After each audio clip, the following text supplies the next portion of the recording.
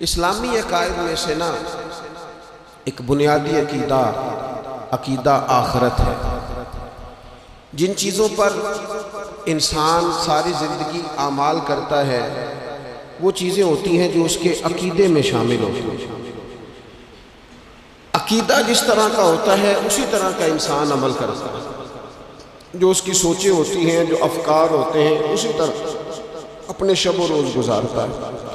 جن لوگوں کا عقیدہ آخرت مضبوط ہوتا ہے نا کہ ہم نے اللہ کی بارگاہ میں کھڑے ہونا ہے، ہم نے اس کی بارگاہ میں جا کے اپنے اعمال کا حساب دینا ہے، عقیدہ آخرت مضبوط ہو تو لازمی طور پر اعمال سمر جاتے ہیں۔ انسان جواب دہی کے تصور کے ساتھ اپنے معاملات زندگی کو بار بار صحیح کرنے کی کوشش کرتا ہے۔ عقیدہ آخرت اسلامی عقائد میں بنیادی فکر کا عقیدہ، اساس ہے عقائد۔ اگر کسی شخص کا یہ خیال ہو جائے کہ میں بس یہی زندگی ہے، کھا لو پی لو موج کرو، تو ظاہر ہے وہ فنا کا نام جب رکھ لے گا زندگی کو اور وہ دوبارہ اٹھنے کا قائل ہی نہیں ہوگا تو وہ تو کسی قانون کا پابند ہی نہیں رہے گا، وہ تو کسی چیز کی پابندی نہیں کرے گا، کسی چیز سے پرہیز نہیں کرے گا، من چاہی زندگی گزارے گا۔ عقیدہ آخرت، اللہ کی بارگاہ میں کھڑا ہونے کا تصور، یہ انسان کو سوار دیتا ہے۔ یہ ایک ایسا مراقبہ ہے جو تزکیہ نفس کر دیتا ہے، انسان کا باطن سنور جاتا ہے، اخلاقیات میں تبدیلی آتی ہے۔ پھر کوئی کیمرہ بھی نہ لگا ہو نا، کوئی بھی نہ دیکھ رہا ہو تو بندہ پھر بھی نیک ہو جاتا ہے، کیونکہ اس کا خیال ہوتا ہے میرا رب مجھے دیکھ رہا ہے، صبح قیامت میں اپنے رب کی بارگاہ میں کھڑا کیا جاؤں۔ تو عقیدہ آخرت کی مضبوطی، اس تصور کا مضبوط ہونا امت مسلمہ کے لیے نہایت ہی ضروری ہے۔ آپ دیکھیے قرآن مجید فرقان حمید ہماری توجہ دلاتا ہے، اور سورۃ القیامہ کے اندر اللہ کریم نے ارشاد فرمایا ایحسب الانسان، کیا آدمی اس گھمنڈ میں ہے، کیا انسان کا یہ خیال ہے ان یترک سدی، کہ اسے آزاد چھوڑ دیا جائے گا، اس سے پوچھا نہیں جائے گا؟ کیا انسان یہ سمجھتا ہے اس سے کوئی سوال؟ ایحسب الانسان، کیا انسان اس گمان میں ہے، اس گھمنڈ میں ہے ان یترک سدی، کہ اسے آزاد چھوڑ دیا جائے گا، کوئی پوچھنے والا نہیں ہوگا؟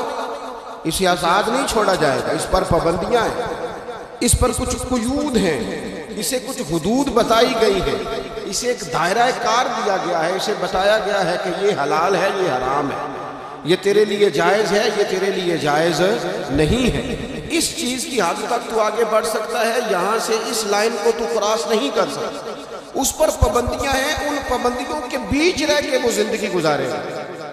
اور یہ بھی یاد رکھے، یہ آیت کا دوسرا معنی یہ دیتی ہے کہ یہ مت سمجھے کہ صبح قیامت اسے چھوڑ دیا جائے گا، اس سے پوچھا جائے گا، اس سے سوال کیا جائے گا۔ اللہ کی بارگاہ میں جب یہ کھڑا ہوگا تو اسے اپنے اعمال کا حساب دینا ہوگا۔ لازمی طور پر ایک عدالت صبح قیامت لگے گی، جس عدالت میں مجرم پیش ہوں گے، انہیں اپنے جرموں کا حساب دینا ہے، ظالموں کو کھڑا کیا جائے گا، ان سے ان کے ظلم کے بارے میں بات پرس ہو۔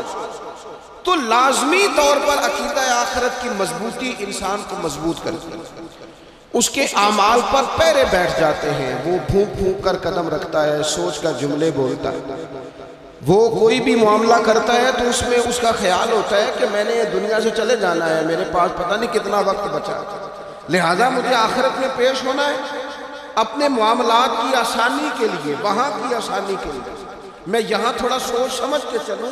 رب فرماتا ہے تجھے ایسے ہی آزاد نہیں چھوڑا جائے گا، آزاد پنچھیوں جیسی زندگی نہ گزار، صبح قیامت کے معاملات کو پیش نظر رکھ، اس پر غور کر۔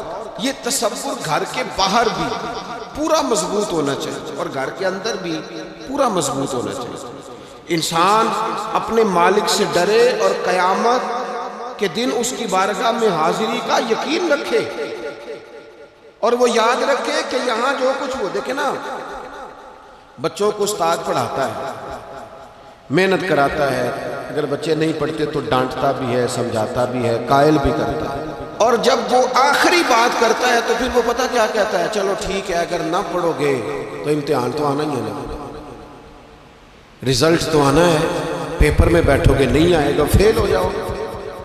یہ لاسٹ پر یہ بات ضرور ہوتی ہے کہ امتحان دینے کا تصور اور امتحانی سینٹر میں جانے کا خیال طالب علم کو مجبور کرتا ہے کہ میں اسباق تیار کروں، میں بار بار اس پر غور کروں، میں کتاب کو سمجھوں، میں اس کو حل کروں چیزوں کو، تاکہ جب میں مرکز میں جاؤں پرچہ دینے کے لیے امتحانی سینٹر میں تو پھر مجھے پریشانی کوئی نہ ہو۔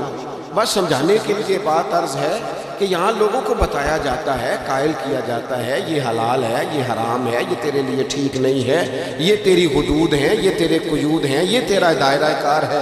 لیکن اگر پھر بھی کوئی بندہ باز نہ آئے، پھر بھی کوئی شخص باز نہ آئے، تو پھر اس کو کہا جائے گا صبح قیامت اللہ خود حساب لے لے گا، پھر تجھے مالک اپنے سامنے کھڑا کرے گا، ثم لتسألن یومئذ عن النعیم، پھر وہ تجھ سے ایک ایک نعمت کے بارے میں سوال کر لے گا، پھر تجھے جواب دینا ہوگا۔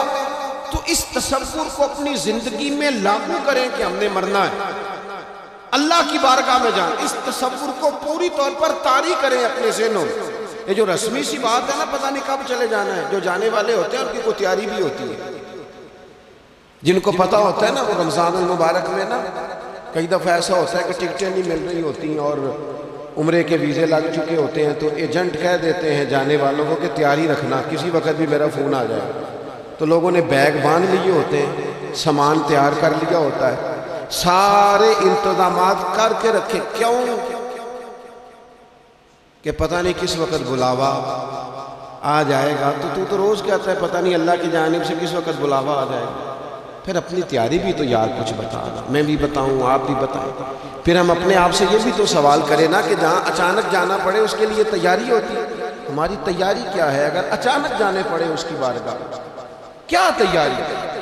روز دیکھ رہے ہیں نا، کچھ لوگ روڈ پہ چڑھے تھے پہنچ نہیں سکے، ہاسپٹل گئے تھے پہنچ نہیں سکے، کچھ لوگ کسی فیلڈ میں کام کر رہے تھے، ڈگری نہیں مل سکی، جا ہی نہیں سکے، وقت آ گیا۔ تو اگر وہ ٹائم آ جاتا ہے اس کی بارگاہ میں حاضر ہونا پڑ جاتا ہے۔ تیاری کیا ہے؟ نبی پاک علیہ السلام گھر کے اندر اپنے گھر والوں کی تربیت کے لیے اور تعلیم امت کے لیے ایک دعا مانگتے تھے۔ حضرت عائشہ صدیقہ کہتی ہیں حضور دعا مانگتے تھے، مشکات میں موجود ہے۔ کیا دعا تھی؟ اللہم حاسبنی حسابا یسیرا، اے اللہ ذرا حساب آسان کر کے لینا۔ یہ حضور تعلیم امت کے لیے دعا مانگ، اللہ حساب ذرا آسان کر کے لیجیے، مالی کرم فرمانا۔ تو حضرت عائشہ صدیقہ رضی اللہ تعالیٰ عنہ ارشاد فرماتی ہے میں نے عرض کیا یا رسول اللہ صلی اللہ تعالیٰ علیہ وسلم یہ آسان حساب کا کیا مطلب ہے؟ تو حضور فرمانے لگے عائشہ آسان حساب کا مطلب یہ ہے کہ رب کریم بندے کے نامہ اعمال پر نظر ڈالے گا اور پھر اللہ تبارک و تعالیٰ اس سے درگزر فرما دے گا۔ یہ آسان حساب ہے، پتہ مالک کو ہے اس نے کیا کیا ہے، پر کریم ہے نا۔ عدل کرے تے تھر تھر کمبر، اچیاں شانہ والے تے جے فضل کرے تے پھر بخشے جامن میرے جے منہ کالے، نظر کرے گا پھر معاف فرما دے گا۔ اور حضور فرماتے عائشہ یاد رکھو جس سے اس نے حساب لیا وہ پھر بڑی مشکل میں آ جائے، اس کے لیے مشکل ہو۔ اللہم حاسبنی حسابا یسیرا، اے اللہ تو حساب ذرا آسان کر کے لے، ذرا آسان کر کے۔ اس لیے تعلیم امت کے کہ امت کے دل میں خیال پیدا ہو کہ حساب دینا ہے، تو نے حساب دینا ہے، تو نے اپنے مال کا حساب دینا ہے، تو نے اپنے لفظوں کا حساب دینا ہے، تو نے معاملات کا حساب دینا ہے۔ تو جس کرسی پہ بیٹھا ہے، تو کلرک ہے یا صدر ہے، تو نے اپنی اس نشست کا حساب دینا ہے۔ تو استاد ہے یا پیر طریقت ہے، تو مؤذن ہے یا خطیب ہے، تو جو بھی ہے تمہیں حساب دینا ہے۔ تجھے تیرے منصب کے بارے میں پوچھا جائے گا، تجھے تیرے عہدے کے بارے میں پوچھا جائے گا، تجھے اپنی ذمہ داریوں کے بارے میں حساب دینا ہے۔ اللہ کی بارگاہ میں تمہیں جا کے بتانا ہے کہ تم نے کیا اعمال کیا۔ اس تصور کو پکا کرے اپنے، یہ تصور کتنا کو پکا ہونا چاہیے، دنیا کیا ہے اور آخرت کیا ہے۔ ہمارے ہاں لوگوں نے بہت بڑا لمبا چوڑا دنیا کا تصور بنا لیا، کار جہاں دراز لمبا تصور، دنیا داری کے لیے لمبی منصوبہ بندی، دور دور تک میں نے یہ کرنا ہے، پھر میں نے یہ کرنا ہے، پھر اس کے بعد انشاءاللہ یہ کر دینا۔ یہ تو آپ نے 300 سال کی پلاننگ بتا دی ہے، یہ تو 300 سال کی پلاننگ بتائی۔ کیا بتائیں تجھے اے باپ، کیا کار ہائے نمایاں کر گئے، BA کیا، نوکر ہوئے، پینشن ملی، پھر مر گئے۔ زندگی تو اتنی سی ہے، اتنی لمبی منصوبہ بندی، اس میں آخرت کہاں ہے؟ اس میں اگر کسی مقام پر رب کی بارگاہ میں حاضر ہونا ہے تو وہ کہاں ہے؟ جو مرنے والے لوگ ہوتے ہیں ان کا تو جینا کچھ اور طرح کا ہوتا ہے، جن کو جانا ہوتا ہے ان کا رہنا تو کچھ اور طرح کا ہوتا ہے، جن کو کسی جگہ منتقل ہونا ہوتا ہے، جو عارضی مکانوں میں رہتے ہیں ان کا رہن سہن تو ذرا اور طرح کا ہوتا ہے۔ لیکن جو ہمارا انداز ہے، جو ہمارا رہن سہن ہے، جو ہمارا طریقہ کار ہے، وہ تو مستقل رہنے کا ہے، وہ تو لگتا ہے کہ کبھی چھوڑنے والے نہیں ہیں۔ اس میں تو کوئی ایسی چیز نظر نہیں آتی کہ جس میں ہم محسوس کریں کہ ہم نے چھوڑ کے جانا ہے۔ لیکن نبی پاک علیہ السلام نے جس دنیا کو ہم بہت بڑی دنیا سمجھتے ہیں، حضور نے اس کی مثال کیا دی؟ صحیح مسلم کی حدیث ہے، دیکھیں کتنا کھول کر اور کتنا آسان کر کے رسول پاک ہمیں بات سمجھاتے ہیں۔ دنیا کیا ہے، آخرت کیا ہے، یہ والی زندگی کیا ہے، آخرت کی زندگی کیا ہے، بالکل کھول کر واضح کر کے نبی پاک علیہ السلام فرمانے لگے دنیا اور آخرت کی مثال اس طرح ہے جس طرح دریا بہہ رہا ہو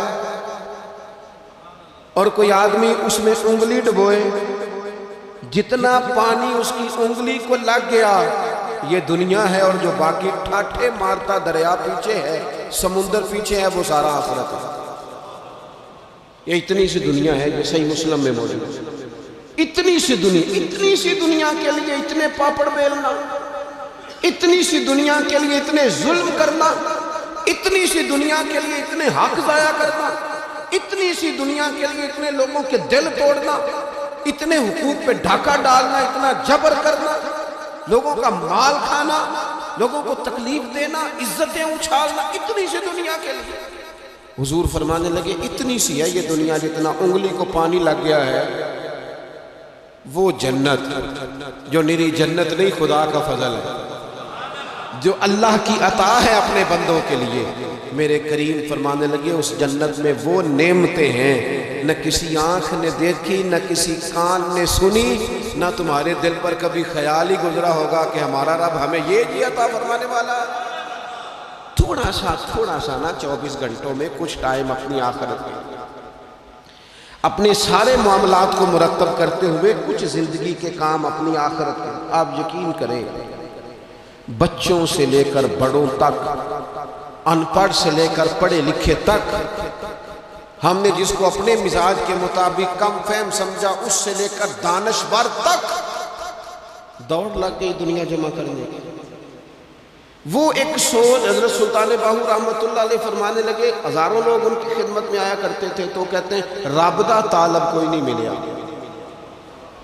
جو ملے ہے طالب زر دا، یہ تو دعا کرانے آئے ہیں کہ میرا کاروبار نہیں چلتا، یہ تو دعا کرانے آئے ہیں کہ جناب وہ میرا جو ہے وہ فلانا کیس سلجھ گیا۔ رب دا طالب کوئی نہ ملا۔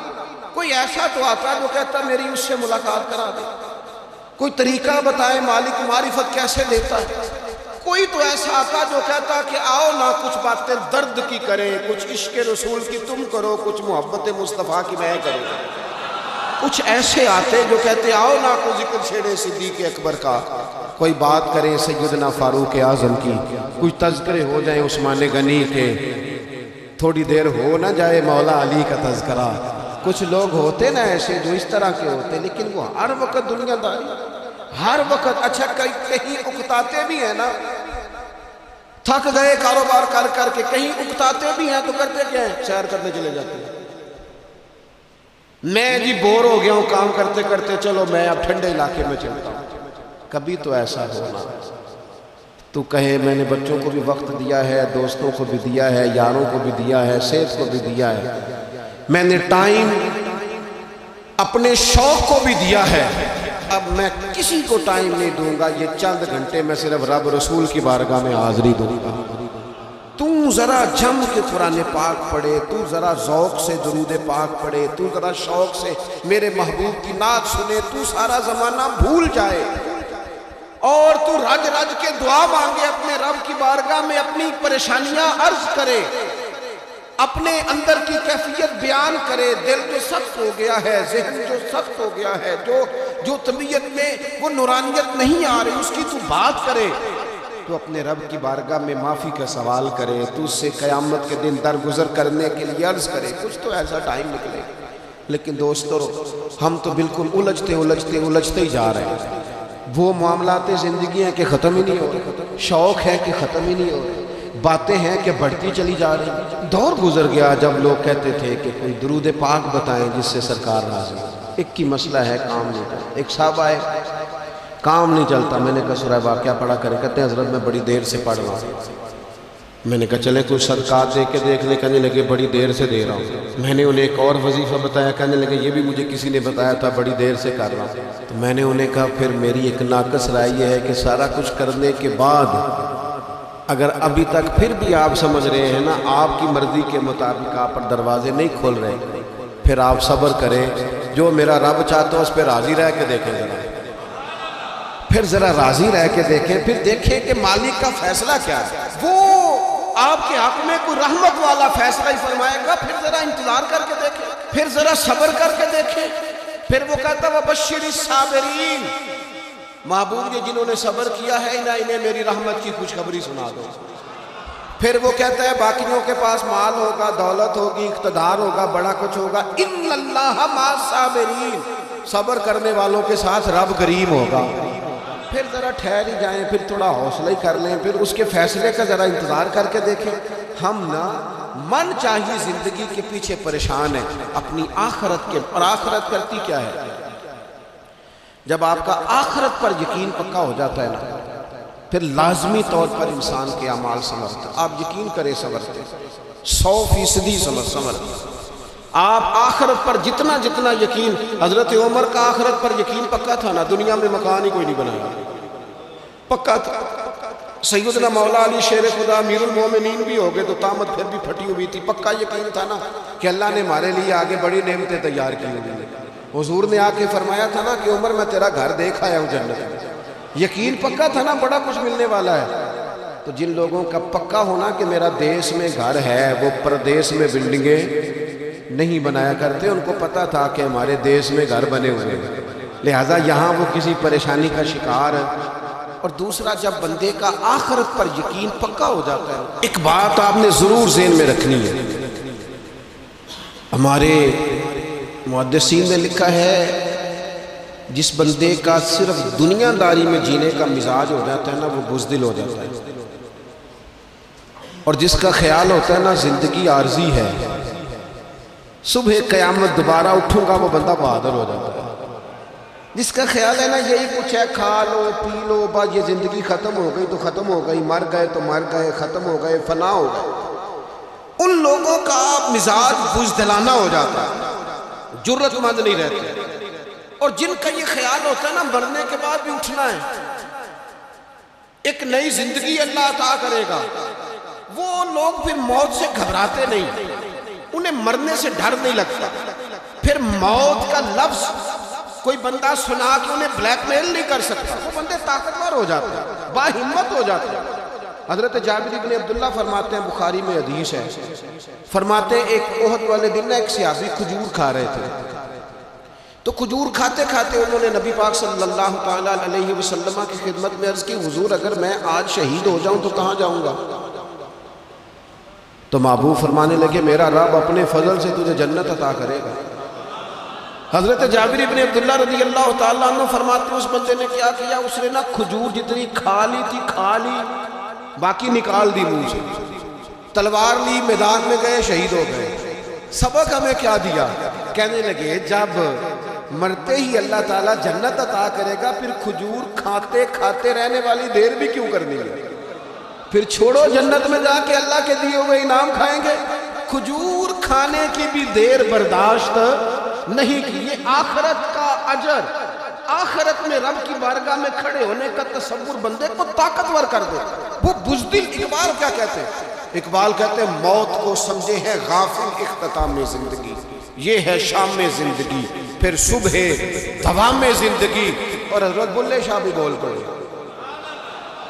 وہ کہنے لگے عرش فرشتے بانگا ملیاں مکے پہ گیا شور، بلے شاہ آسان نہیں مرنا، یہ تے مر گیا ہی کوئی اور، یہ تو کسی۔ اور پھر ایک اور درویش بولے، وہ کہنے لگے وارث شاہ او کدو مر دے، وارث شاہ او کدو مردے جنہ کیتیاں نیک کمائیاں نے، وہ تو اللہ کی بارگاہ میں انعام پاتے ہیں۔ ایک پل ہے موت، اس پل سے گزرتے ہیں، پھر رب کا فضل انہیں ملتا ہے۔ میں کئی دفعہ کہہ چکا ہوں، پھر کہتا ہوں، یہ جب بہت ٹینشن بن گئی نا، ڈپریشن بہت بڑھ گیا، کووڈ-19 کے دن تھے، کرونا کے، تو مجھے ایک سرکاری ادارے میں بلایا گیا جہاں اس عملے کو میں نے گفتگو کرنی تھی، اس عملے سے جو مریضوں کو دیکھ رہا تھا۔ کہنے لگے مجھے وہاں کے جو ہیڈ تھے، کہنے لگے پیر صاحب بڑا ڈپریشن بڑا ہے، لوگ ڈر رہے ہیں، وقتی طور پہ خوف بھی بڑا تھا۔ تو میں نے ایک صاحب سے وہاں کہا کہ اتنا خوف کس بات کا؟ کہنے لگے جی مجھے تو زیادہ ہجوم آ جائے تو میرا سانس نہیں نکلتا، تو قبر میں تو کھڑکی کوئی نہیں، تو تصور سوچ سوچ کے میں ڈرتا ہوں۔ تو میں نے کہا ڈاکٹر صاحب، ماں کے پیٹ میں جو رب آکسیجن دیتا ہے وہ قبر میں بھی دے گا۔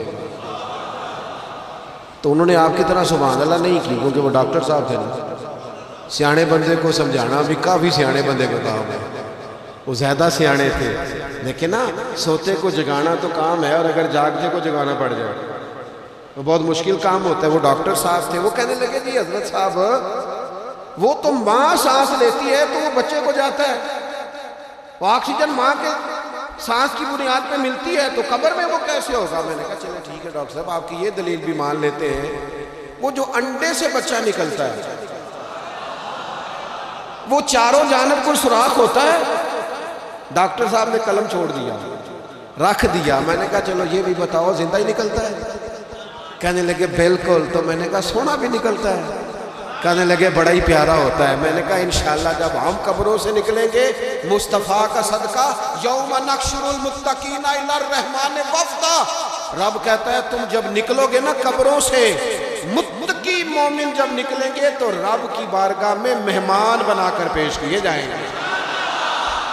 اے رب دے پروڑے ہون گے قیامت، وہ مہمان بنا کر پیش کیے جائیں گے اللہ کی بارگاہ، مہمان بنا کر۔ دوستو، قبر صرف دوزخ کا گڑھا نہیں ہے، دوزخ کا گڑھا بھی، لیکن اس کے لیے جس نے دنیا میں رہ کے صرف دنیا کٹھی کی، آخرت کے لیے جمع کچھ نہیں کیا، اور جس نے یہاں رہ کے وہاں کے لیے کوشش کی، صبح سے شام تک ڈرا کہیں میرا رب ناراض نہ ہو، کہیں حضور کی بتائی ہوئی حدیں معاذ اللہ مجھ سے کراس نہ ہو، جس نے محتاج زندگی گزاری، اس کی قبر گڑھا نہیں، کھڈا نہیں، بلکہ حضور فرماتے ہیں روضۃ من ریاض الجنہ، اس کی قبر تو باغ ہے، باغ۔ ایک منٹ کے لیے صرف سوچنا، بندہ فوت اور سیدھا اسے باغ میں چھوڑا ہے کوئی، باغ ہے قبر، باغ، اور باغ بھی معمولی نہیں، معمولی کیاری نہیں، روضۃ من ریاض الجنہ، جنت کے باغوں میں سے باغ، اور باغ اتنا سونا ہے جس میں آنکھ کھلے گی تو پہلی زیارت ہی مدینے والے رسول کی نصیب ہوگی۔ تو خوف آتا ہے وہاں جاتے ہوئے۔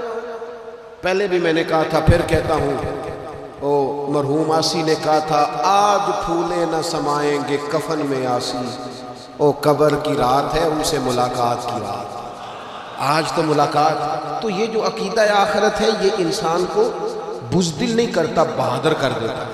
جو لوگ عقیدہ آخرت نہیں رکھتے بزدل ہو جاتے ہیں، اور لازمی طور پر بزدل ہو جاتے ہیں۔ اسی طرح یہ جو عقیدہ آخرت ہے یہ صبر و تحمل پیدا کرتا ہے انسانی زندگی میں، ٹھہراؤ پیدا کرتا ہے۔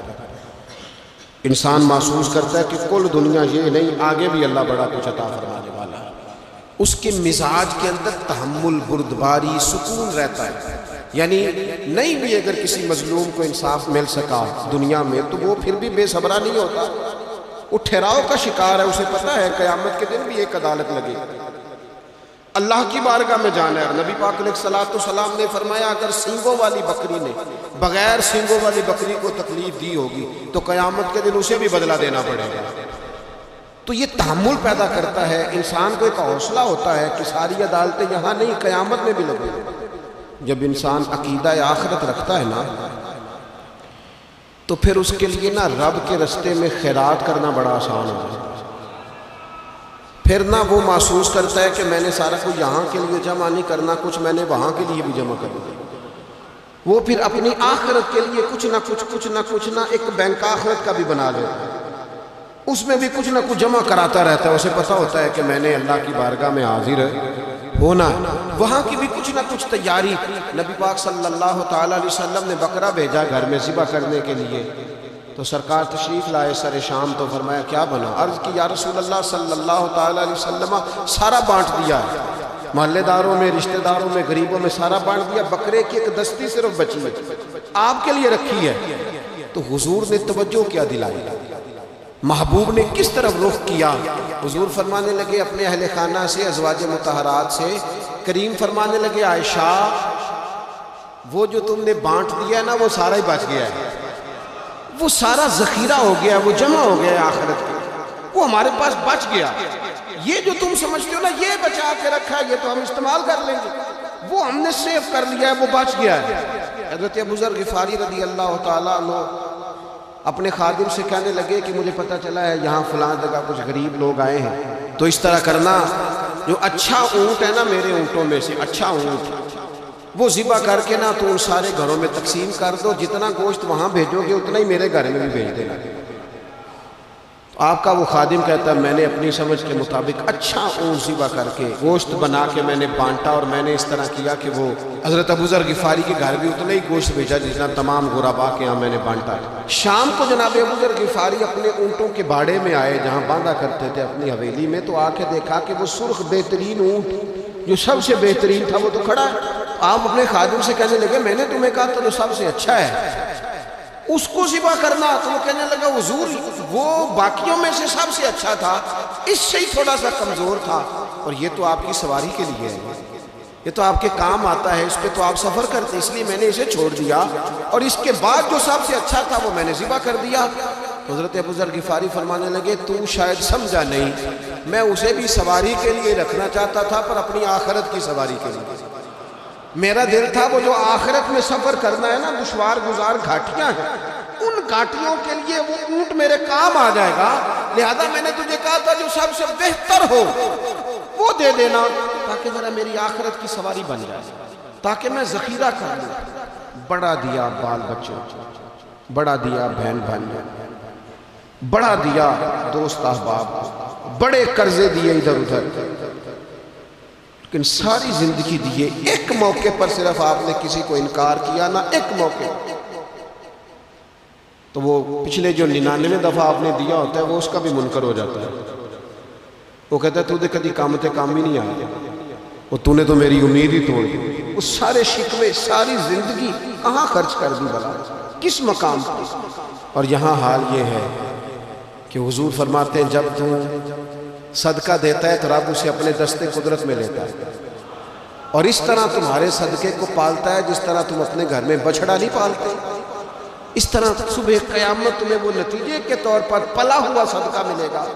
ہم اپنی آخرت کو چونکہ اس لیول پر یقین نہیں لاتے الا ماشاءاللہ، لہٰذا اس کی تیاری کے لیے ذخیرہ نہیں کرتے، اپنی آخرت کی تیاری کے لیے ذخیرہ کرے اور کوشش کرے کہ اور یہ عقیدہ اپنی اولادوں میں، اپنے متعلقین میں، اپنے احباب میں اس کو راسخ کرے، کوئی نہ کوئی بات عقیدہ آخرت کی، قیامت کی ضرور اس کا تذکرہ کرے، ان باتوں کو اپنی زندگی کا حصہ بنائے۔ اگر عقیدہ آخرت نہ ہو تو دنیا کی ساری چیزیں ویسے ہی لوگوں کو عجیب لگنے لگ جائیں، اگر کوئی قیامت ہی قائم نہ ہو تو مظلوم رہ گیا، ظالم نے تو پھر ظلم ہی کمایا، وہ تو پھر دندناتا پھرے گا۔ تو رب کہتا ہے اَيَحْسَبُ الْإِنسَانُ أَن يُتْرَكَ سُدًى، کیا انسان سمجھتا ہے کہ اسے یوں ہی چھوڑ دیا جائے گا، کوئی اسے آزاد ہی چھوڑ دیا جائے گا، کچھ پوچھا ہی نہیں جائے گا؟ صبح قیامت سوال ہوں گے، رب کی بارگاہ میں حاضری ہوگی، اللہ کے حضور سوالات کے جواب دینے ہوں گے، لہٰذا اپنی زندگی کے اعمال کو مرتب کرتے وقت، کوئی بھی کام کرتے وقت ایک تصور ضرور ذہن میں رکھے کہ مجھے صبح قیامت اس کا حساب دینا ہے۔ یہ جو جواب دہی کا تصور ہوتا ہے یہ انسان پر پہرے دار ہوتا ہے، یہ اس کو مضبوط کرتا ہے، اس کی عقیدے کی بنیادیں اس کے عمل کو طاقتور کر دیتی ہیں۔ لہٰذا عقیدہ آخرت اپنے بچوں میں، آنے والی نسلوں میں، آپ دیکھیں حضور نے یہ عقیدہ آخرت مضبوط کر دیا تھا تو پھر سیدہ فاطمہ الزہرا نے کچے مکان میں ساری زندگی گزاری، پھر محبوب پاک نے دیکھا کہ وہ اونٹ کے بالوں کی بنی ہوئی چادر اوڑھ کے چکی پیس رہی ہیں، تو محبوب نے یہ نہیں فرمایا کہ اللہ آسانی کر دے گا، اچھا وقت آ جائے گا تو فکر نہ کرنا، یہ مشکل نہ محبوب کریم نے فرمایا فاطمہ دنیا میں تھوڑی مشقت برداشت کرو، اللہ آخرت کی ساری سعادتیں آپ کو ہی عطا فرمائے گا۔ گویا کریم نے فرمایا آپ کو یوں ہی زندگی گزارنی ہے، یہی طرز رکھنی ہے، اسی طرح ہی آپ کو وقت گزارنا ہے۔ جو آرام کا وقت ہے وہ اللہ تعالیٰ جنت میں عطا کرے گا۔ عقیدہ آخرت کی مضبوطی، تھوڑا سا ہمارے ایک بڑے قریبی دوست تھے، بڑا میرا ان سے پیار تھا، 34.5 سال عمر، خود ہارٹ اسپیشلسٹ ڈاکٹر، لیکن یہ پچھلے ہفتے وہ مریضوں کو چیک کر کے نیچے آ کے دفتر میں بیٹھے۔ ایک تو لوگ کہتے ہیں نا اسپتال پہنچ جاتا تو شاید بچ جاتا، تو ہاسپٹل کے اندر ہی تھے، اور ابھی چڑھتی جوانی 34-35 سال عمر۔ لیکن کمال یہ تھا کہ میرے جیسے کئی لوگوں نے بھی آنسو اس لیے بہائے کہ اتنی چڑھتی جوانی میں اتنے خوبصورت ماحول کے اندر بھی انہوں نے مزاج خیر خواہی کا بنایا ہوا تھا۔